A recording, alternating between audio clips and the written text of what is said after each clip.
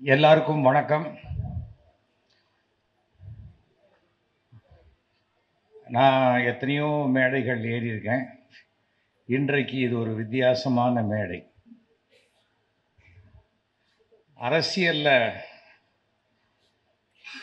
பொதுவாக தமிழ்நாட்டில் ஒரு கட்சியில் இருந்தால் இன்னொருத்தர் கட்சியில் இருக்கிறவங்களை நேருக்கு நேர் பார்த்துட்டா பாவி கட்சி மாற்றம் பற்றியா இடம் போடுறான் பற்றியான்னு சொல்லக்கூடிய காலகட்டத்தில் நான் இந்த மேடையில் நிற்கிறேன்னா அதுக்கு காரணம் ஆரம்பத்திலேருந்தே நான் விசுவாசி அல்ல, நான் ஒரு நேர்மையானவன், அவ்வளோதான். எனக்கு வாழ்க்கையில் நட்பு தான் முக்கியம். ஃப்ரெண்ட்ஷிப்பு, நட்பு, பழக்க வழக்கங்கள் அதுதான் முக்கியம். கட்சி இருக்கும். என்னை பொறுத்த வரைக்கும் நம்முடைய தேசம், நம்முடைய மதம், ஜாதி, அதற்கு பிறகுதான் கட்சி, பார்க்குற வேலை இதெல்லாம் வரும். இது என்னை பொறுத்த வரைக்கும். இன்னும் சில பேர் கட்சியே உயிர் அப்படின்னு நினைக்கிறவங்கள அது தப்புன்னு சொல்ல மாட்டேன். ஒவ்வொருத்தருடைய குணாதிசயங்கள். எனக்கு நம்முடைய மாவட்ட செயலாளர், அதே சமயத்தில் மயிலை தொகுதி எம்எல்ஏ வேலு, எனக்கு அவர் ஃப்ளெக்ஸ் வேலுவாக தெரியும். அதுக்கு பிறகு குறைச்சிக்கணும்பா, அவர் எனக்கு ஃப்ளெக்ஸ் வேலுவாக தெரியும். அப்புறம் நண்பராக தெரியும்.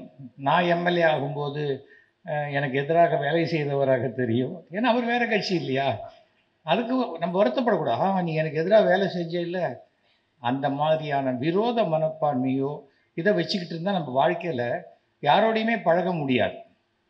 காரணம் என்னென்னா, மாற்று கருத்து இருக்கும். மாற்று கருத்து இருக்கிறவங்களோட தான் நம்ம வாழ்ந்தே ஆகணும் வாழ்க்கையில். நான் மாற்று கருத்து இருக்கிறவங்களோட வாழ மாட்டேன்னு சொன்னால் வீட்டை விட்டு வெளியில் இறங்கவே முடியாது உங்களால். அது அடிப்படையாக நம்ம புரிஞ்சுக்கணும். மாற்று கருத்து இருப்பவர்களோட ஒருமித்த கருத்து எதெல்லாம் இருக்கோ அதில் ஒத்து போயிட்டே இருந்துட்டால் பிரச்சனை கிடையாது. இல்லை நான் ஒத்துக்க மாட்டேன் ஒரு லூசியா சண்டைக்காரன் அப்படிம்பாங்க. அது நமக்கு தேவையில்லை. வீட்டுக்குள்ளே மாமியார் மருமகளுக்குள்ள அதை மாற்று கருத்தா எப்போ யாருக்கு விஷம் வைக்கலான்னு அப்படி பார்த்துட்டு இருப்பாங்க. டிவியில் அது மாதிரி வச்சா மாமியார் பாருங்க அத்தை பாருங்கம்பா, நான் உனக்கு ஒரு நாள் வைக்கிறேங்கிற மாதிரி. ஆனால் வைக்க மாட்டாங்க. அது சும்மா ஒரு ஆற்றாமை, அது சும்மா ஒரு பயங்காட்டுற விஷயம் அது இருக்கும். எனக்கு வாழ்க்கையில் ஒவ்வொரு முறையும் எனக்கு என் தந்தை சொல்லி கொடுத்தது, உனக்கு யாரோடையாவது மாற்று கருத்து இருக்கும்போது அவங்க உன்னை கூப்பிட்டு பாராட்டுறாங்கன்னா அன்னைக்கு தான் நீ வெற்றி பெற்றாய் என்ற அர்த்தம் அப்படிம்பார். அதுதான் முக்கியம். அதான் வின்னிங் ஓவர் த ஹார்ட்ஸ். நம்ம இடத்த அதை ஜெயிக்கிறோம் இதை ஜெயிக்கிறோம் இல்லை, மனங்களை வென்றவர். நான் இன்னி வரைக்கும் கலைஞர்கிட்ட சீட்டு கிடையாது, கேட்டது கிடையாது. ஆனால் அவர் மனதில் சிம்மாசனம் போட்டு என்னை உட்காந்து வச்சிருக்காரு கலைஞர். அதுதான் பெரிய விஷயம். கலைஞர் வீட்டுக்கு நான் போயிட்டு பேசிட்டு வருவேன். கீழே கத்துவான், டே என்ன நான் பாட்டு கட்சிக்காரன் பார்க்க முடியாத உட்காந்துக்கிறேன், நீ போகிற பொசுக்குன்னு பார்க்குற, உட்கார்ற, 2 மணி நேரம் கழிச்சு வர அப்படிம்பா. எப்போ நான் அவர் வீட்டுக்கு போனாலும் ஒன்று முதல்ல கூப்பிட்டுருவார், இல்லைன்னா கடைசியில் கூப்பிடுவார், நடுவில் கூப்பிட மாட்டார். ஏனென்றால் அதுக்கு உண்டான அந்த டைம் அது கொடுப்பார். ஆனால் மாற்றுக்கருத்து நிறைய இருந்தது. நீங்கள் பார்த்துருப்பீங்க, கலைஞர் யாரையாவது ஒரு வார்த்தை அவர் நேரடியாக அவர் எழுதிட்டார்னா அவன் அரசியலில் உயர்ந்து விட்டான் என்று அர்த்தம். இல்லைன்னா அவர் பதிலே சொல்ல மாட்டார்.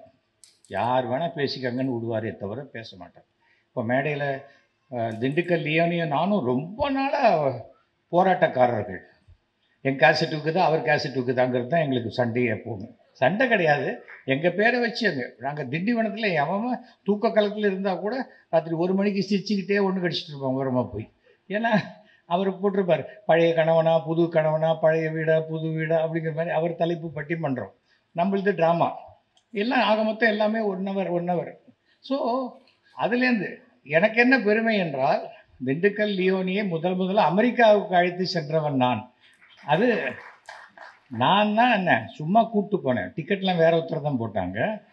அது அமெரிக்காவில் இருக்கக்கூடிய அங்கே தமிழ் மாநாடு, அந்த தமிழ் மாநாட்டில் ஒரு மீட்டிங் தான் பேசினார்.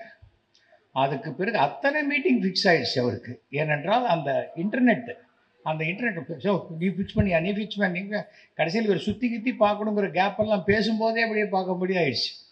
ஏன்னா அந்த மாதிரி ஒரு டூர் பண்ணார். அது என்னன்னா முதல்ல வந்து ஒரு அறிமுகம், அதற்கு பிறகு தன் திறமையினால் வளர்ந்தவர் அவர்.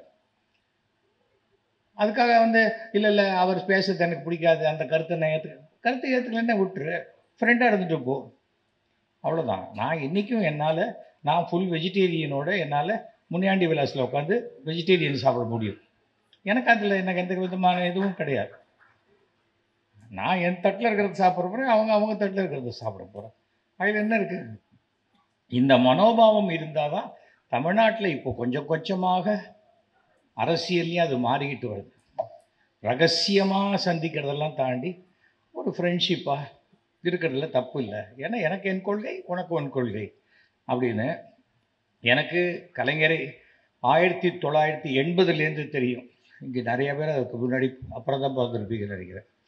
1980 முதல் சினிமா நடிக்கிறதுலேருந்து ராமநாராயணனுக்கு நான் ரொம்ப நெருங்கிய நண்பர். ஸோ ராமநாராயணன் எப்பவும் கலைஞரை கூப்பிட்டு தான் ஃபஸ்ட்டு ப்ரொஜெக்ஷன், ஃபஸ்ட் காப்பின்னு போடுவாங்க. அப்போல்லாம் சில சமயம் டபுள் பாசிட்டிவ் போட்டு காட்டுவாங்க. இவர் கரெக்ஷன் சொல்லுவார், என்ன இப்படி இருக்கக்கூடாது அப்படி இருக்கலாம் அப்படிம்பார். உடனே அதை கரெக்ட் பண்ணி பண்ணுவார். அப்போது அதோடு இருந்து பார்க்கக்கூடிய பாக்கியம் எனக்கு கிடைச்சிருக்கு. எந்த ஒரு விஷயமா இருந்தாலும் பார்த்த உடனே ஒரு கரெக்ஷன் சொல்லக்கூடிய அளவுக்கு ஒரு நாலேஜ்னா மிக அசாத்தியமான ஒன்று. அரசியலில் மத்திய அரசு, மாநில அரசு, பஞ்சாயத்து அத்தனையிலையும் வெற்றி கொடி நாட்டிய ஒரு மிக பெரும் ராஜதந்திரி என்றால் அது கலைஞர். அதில் மாற்று கருத்தே கிடையாது. சில பேருக்கு பிடிக்கலாம், சில பேருக்கு பிடிக்காமல் இருக்கலாம். அன்றைக்கி என்னுடைய அஸ்ட்ராலஜர் சொல்கிறார், கலைஞர் இறந்து போன போது என்ன சார் இப்படி ஆயிடுச்சு அப்படின்னு. பரவாயில்ல, எப்படி இன்னும் 100 வருஷத்துக்கு மேலே அவரை பற்றி தான் பேசுவாங்க அப்படிங்கிறாங்க. அப்போது அவருக்கு அந்த அந்த ராசி அந்த இது இருக்குது. ஒரு தடவை ரஜினிகாந்த் சொன்னார், கலைஞருக்கு கடவுளை பிடிக்குதோ இல்லையோ, கடவுளுக்கு கலைஞரை ரொம்ப பிடிச்சிருக்கு அப்படின்னு சொன்னார். அதுதான் பெரிய விஷயம். பூர்வ ஜென்ம புண்ணியம்னு சொல்லுவாங்க. எனக்கு அந்த ஒரு கலைஞனாக நான் வந்து மிக பெருமை. சினிமா இண்டஸ்ட்ரியில் இன்றைக்கி எவ்வளோ பேர் இருக்கலாம், ஆனால் அவர்களை எல்லாம் விட எனக்கு அதிகமான ஒரு ஒரு அவர் என் கையை பிடிச்சிட்டு பேசும்போது என் தந்தை என் கையை பிடிச்சி பேசுகிற ஃபீல் இருக்கும். அதில் அந்த உதாரணத்தை சொல்லாதீங்கன்னு ஒருத்தர் சொன்னார். எனக்கு நான் ஃபீல் பண்ணுறது சொல்ல தான் சொல்லுவேன். இது என்ன, இதில் என்ன தப்பு இருக்குது அப்படின்னு. எல்லாவற்றுக்குள்ளேயும் ஒரு ஜாதி ஒரு இது எல்லாத்தையும் கொண்டு போயிட்டே இருக்க வேண்டியதில்லை. நான் இந்த சுகபிரம்ம மகரிஷி அப்படின்னு ஒரு கடவுளை நான் கும்பிடுவேன். நீங்களே பார்த்துருப்பீங்க, என்னுடைய தொலைக்காட்சி தொடர்களெல்லாம் வரும். நான் முதல்ல கலைஞரை பார்க்கும்போது இதை கொடுத்தேன். என்னது இது அப்படின்னு கேட்டார். இவர் தான் வியாசருடைய மகன், பிரம்மாவுடைய பேரன். இவர் தான் வெங்கடாஜலபதிக்கு குபேரன்கிட்டேருந்து பணம் கடன் வாங்கி கொடுத்தவர். கிளி முகத்தோடு இருக்கார். கிளி முகத்தோடு இருக்கார். இதே மாதிரி முகத்தோடு ஒரு பொண்ணு வந்தால் கல்யாணம் பண்ணிப்பீங்களா நீங்கள் அப்படின்னு கேட்டார். இல்லை, ஒரு பொண்ணு வந்தது, பக்கத்து வீட்டுக்கு வரும்போதே மூக்கு எங்கள் வீட்டில் இடிச்சுது, அதனால் நான் வேறு பொண்ணு பார்த்துட்டேன் நான் அப்படின்னு. ஆனால் அவர் ஒரு விஷயத்தை சொன்னால், எதிராளி ஒன்று சொன்னால் அதை ரசிக்கக்கூடிய ஒரு விஷயம். சட்டசபையில் ஒரு தடவை நான் சொல்கிறேன், சட்டமன்றத்தில் அபிராமபுரத்தில் நிறையா பிளாட்ஃபாரம் கடைகள்லாம் இருக்குது, எடுக்கவே முடியல. நான் அபிராமபுரம் போலீஸ் ஸ்டேஷனில் கூட சொன்னேன், அப்படியும் எடுக்க முடியல. எனக்கு அப்புறம் தான் தெரிஞ்சது அவங்கெல்லாம் பழம்பெரும் காவலர்களாக இருக்காங்க அப்படின்னு சொன்னேன். அசம்பிளியில் ஒரு சிஎம் அப்படி டேபிள் அப்படி தட்ட வேண்டிய அவசியம் இல்லை. ஏனென்றால் நம்ம சொல்லக்கூடிய விஷயத்தை ரசிக்கக்கூடிய ஒருத்தராக இருக்கார்.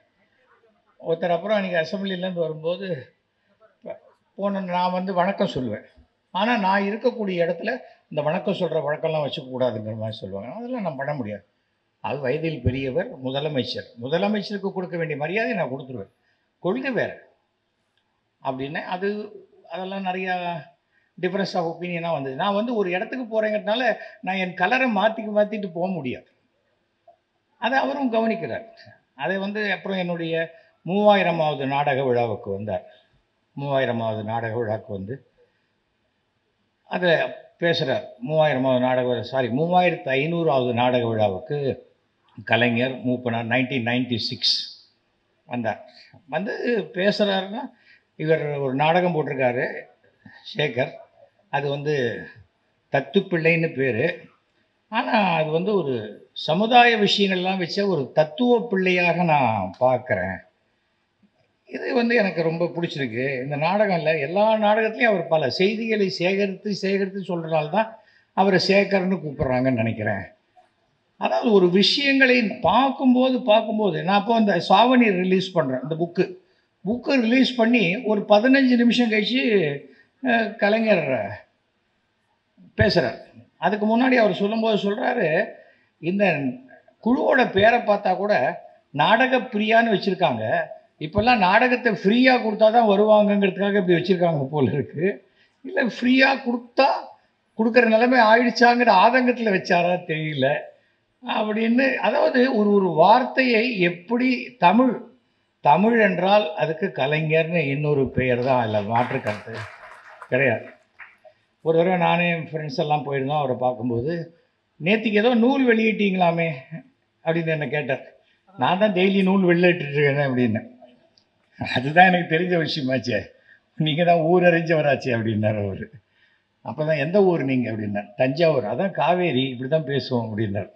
அதாவது அந்த ரசிக்கக்கூடிய தன்மை சாதாரணமாக எல்லாருக்கிட்டையும் அமையாதுங்க. அது நான் ஒன்று சொல்லுவேன், மற்றவங்க சிரிக்கணும். ஆனால் மற்றவங்க சொன்னால் நான் கோவப்பட்டுருவேன், என்னை சொல்லக்கூடாது அப்படிங்கிற மனோபாவம் தான் அதிகாரத்தில் இருப்பவர்களுக்கு இருக்கும். வாயா என்ன விஷயம் அப்படிங்கிற அது சொல்லும்போதே அவர் வந்து எதிராளியை தன் பக்கம் இழுத்து பக்கத்தில் உட்காந்து வச்சிருக்கக்கூடியவர். இப்போ பேசும்போது சொன்னாங்க, அதாவது மாற்றான் தொட்டது மல்லிகைக்கும் மனம் உண்டு அப்படின்னு. நான் அதிமுகவில் இருக்கும் பொழுது தமிழ்நாட்டு சரித்திரத்திலேயே திமுக பொதுக்குழு அட்டன் பண்ண ஒருத்தன் நான் தான். அப்போ தான் சொன்னேன், அதாவது மாற்றான் தோட்டத்து மல்லிகைக்கு மனம் உண்டு, ஆனால் நீங்கள் வேரோடு பிடுங்கி கொண்டு வந்து வச்சிடுறீங்கன்னு எனக்கு இப்போ தான் தெரியும் அப்படின்னு சொன்னேன். கலைஞர் என்றைக்குமே எந்த பிரச்சனையும் இல்லாமல் 100 ஆண்டு வாழ வேண்டும் என்று எல்லாம் வல்ல இறைவனை வேண்டுகிறேன் அப்படின்னு. இறங்கி வந்தோடனே ஒரு மினிஸ்டர் சொல்கிறார், சார் அதெல்லாம் நம்ம கட்சியில் கிடையாது. இல்லை சார், நான் வேறு கட்சி கூப்பிட்டாங்க வந்தேன் அப்படின்னு. எதுக்காக சொல்கிறேன்னா, மனசார நான் விருப்பப்படுறது தானே நான் சொல்ல முடியும். சரி சார், நான் நாளையிலேருந்து மாற்றிக்கிறேன்னா அது ஒரு போலித்தனமாக இருக்கும். அதில் வந்து இந்த சாவணீர் கொடுத்துருக்கோம். சாவணீர் ரிலீஸ் பண்ணுறார். ஸ்டேஜில் ரிலீஸ் பண்ணி 15 நிமிஷம் கழிச்சு கலைஞர் பேசுகிறார். அப்போ அதுக்கு முன்னாடி மூப்பனார் பேசுகிறார். எஸ்.வி. சேகர் 3500 நாடகம் போட்டிருக்காரு, அவர் 35,000 நாடகம் போடணுன்னு நான் ஆசைப்பட்றேன் அப்படின்னு வாழ்த்துறேன் அப்படின்னார் மூப்பனார்.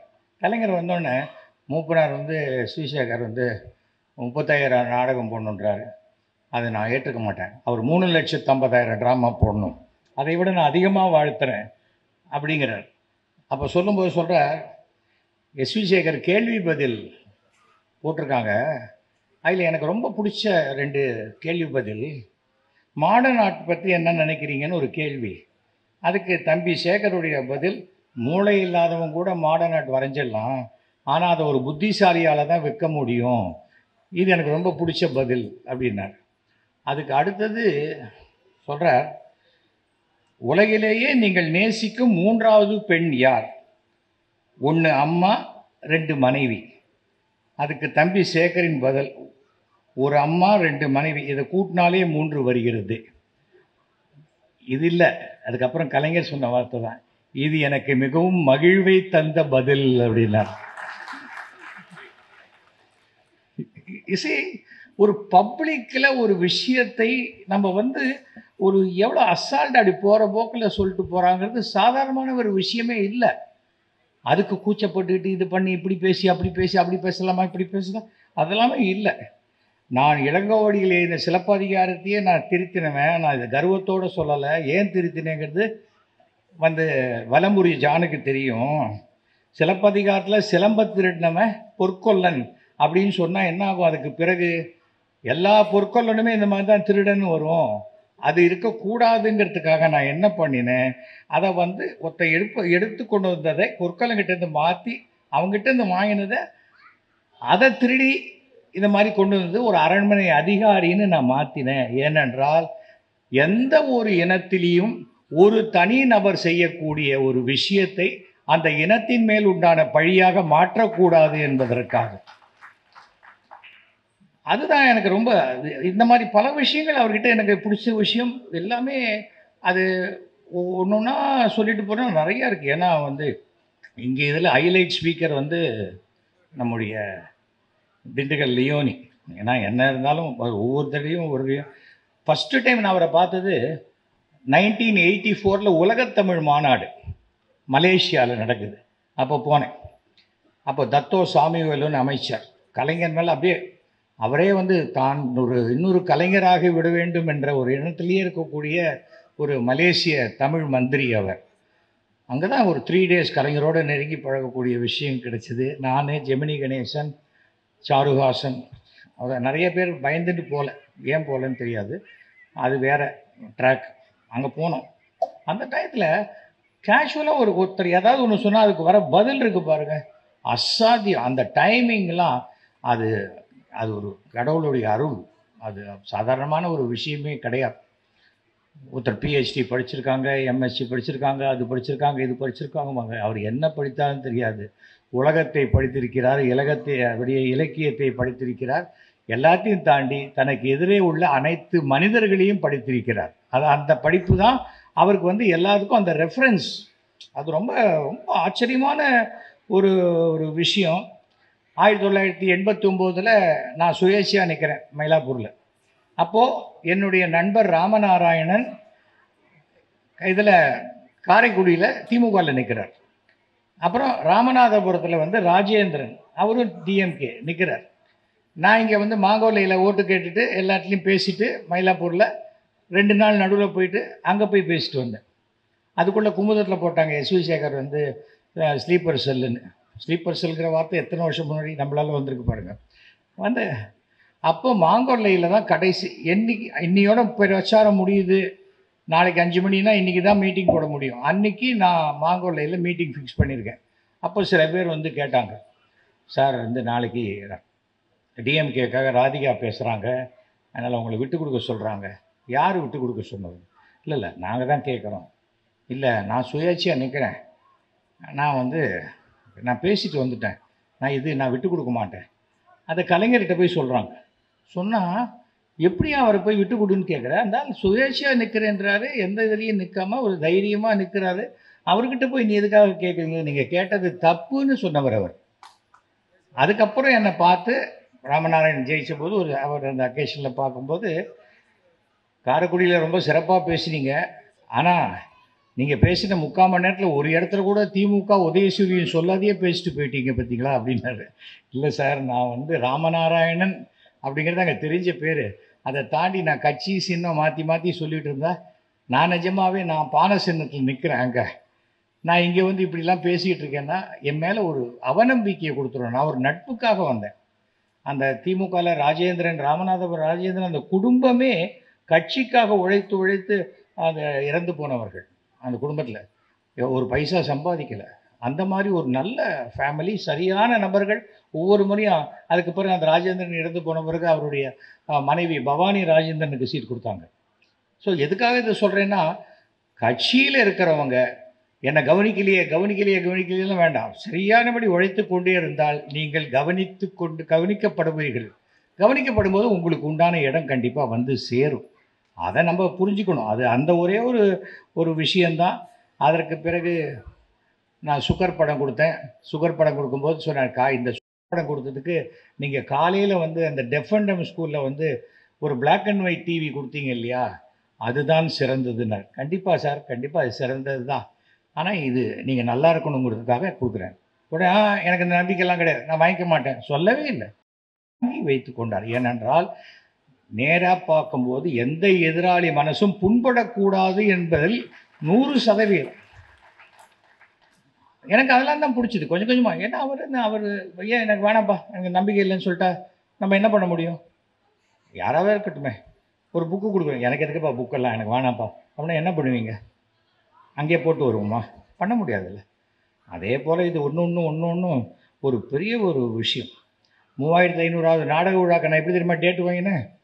கலைஞரை போய்த்து ஃபிக்ஸ் பண்ணணும்னு டிசைட் பண்ணிட்டோம். கலைஞர் எப்படி பார்க்குறது, என்ன பார்க்குறது அப்படின்னு என் ஃப்ரெண்டு சொன்னான். காலத்தில் 5 மணிக்கு போ, அறிவாலயத்தில் வாக்கிங் போயிட்டுருப்பார் அப்படின்னு. நான் கரெக்டாக ஒரு 5:15 மணிக்கு போயிட்டேன். வாக்கிங் போகும்போது பாதி அப்போ தான் முடிச்சுட்டு வரேன். ரெண்டு ரெண்டு தடவை முடிச்சு வரார். சார் வணக்கம் சார், என்னப்பா இங்கே காலங்காத்தால அப்படின்னார். இல்லை, என் ட்ராமாவுக்கு நீங்கள் சீஃப் கெஸ்ட்டாக வரணும், இப்படியே கூட்டின்னு போயிடுவியா இல்லை எப்படி அப்படின்னு கேட்டார் காலத்தில் 5:30 மணிக்கு. இல்லை சார், ஒரு முதலமைச்சரை நாம் எவ்வளோ சுலபமாக பார்க்க முடியுங்கிறதுக்கு நீங்கள் ஒரு உதாரணம் சார் அப்படின்னேன். உடனே சண்முகநாதனை கூப்பிட்டு அவருக்கு ஒரு டேட்டு கொடுத்துருப்பா இதெல்லாம் 5 நிமிஷத்தில் நடக்குது. இப்போ ஒரு சின்ன ஒருத்தர்கிட்ட போய் ஒரு குட்டி நடிகன்கிட்ட ஒரு டேட்டு வாங்கணுன்னா கூட நீங்கள் மேனேஜரை பார்த்துருங்க. அவருக்கு மேனேஜர் இருக்கிறது அவருக்கே தெரியுமா தெரியாதான்னு நமக்கு தெரியாது. ஆனால் சண்முகநாதன் என்பவர் ஒரு மிகச்சிறந்த அந்த மாதிரி ஒரு நிர்வாகியை நான் என் லைஃப்பில் பார்த்ததே கிடையாது. நான் சமீபத்தில் அவர் ரிட்டையர்ட் ஆகி வீட்டில் இருக்கும்போது நான் அவரை பார்த்து அவருக்கு ஒரு நமஸ்காரம் பண்ணிட்டு வந்தேன். 80 வயசு நெருங்கக்கூடிய இடத்துல இருந்தது. நம்மை விட வயதில் பெரியவர்கள் யாராக இருந்தாலும் அவர்களுக்கு நம்ம மரியாதையை நமஸ்காரம் செய்வது எந்த தப்பு, அப்படி தான் நான் வளர்க்கப்பட்டிருக்கேன். அவர் யார் என்ன பொசிஷனில் இருப்பார், ஒரு பதவிக்காக காலில் விழுவதெல்லாம் நமக்கு கிடையாது. அது உங்களுக்கே தெரியும்.